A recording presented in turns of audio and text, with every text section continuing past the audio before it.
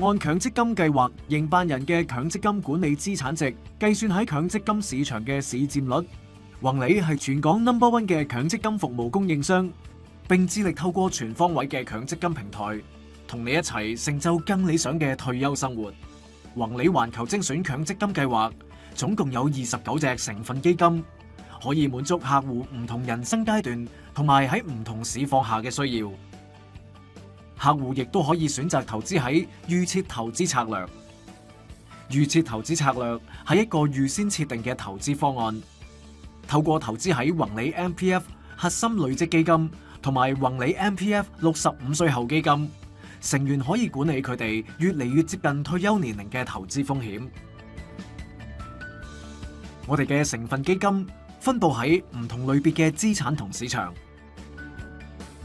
強積金基金同任何投資一樣，都會涉及風險。一般嚟講，預期回報越高嘅基金，潛在風險亦會越高。相反，預期回報越低嘅基金，潛在風險亦會相對較低。風險級別由強制性公積金計劃管理局根據強積金投資基金披露守則制定。有關宏利環球精選強積金計劃風險級別下不同嘅成分基金，可以參考呢個列表。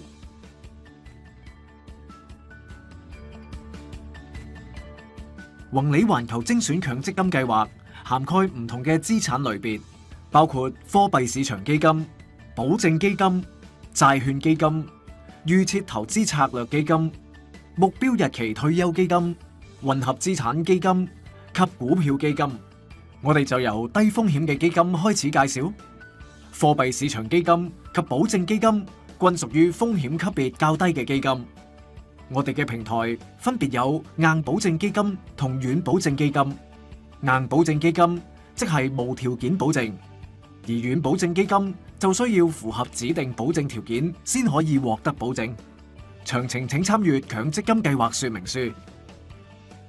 我哋有投資於不同地方嘅債券基金，使你能夠捉緊不同地區帶嚟嘅投資機遇。法例規定，每個強積金計劃中提供2隻預設投資策略基金。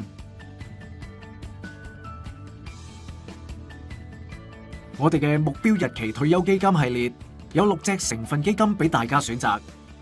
投資經理會根據呢6個目標退休日期調配相關組合。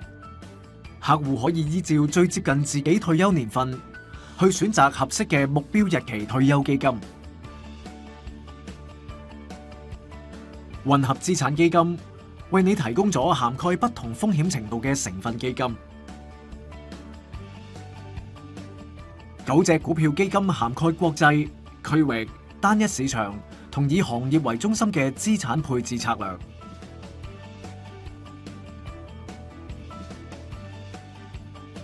客戶喺制定個人強積金投資組合嘅時候，記得根據自己嘅退休需要同投資取向嚟選擇合適嘅成分基金。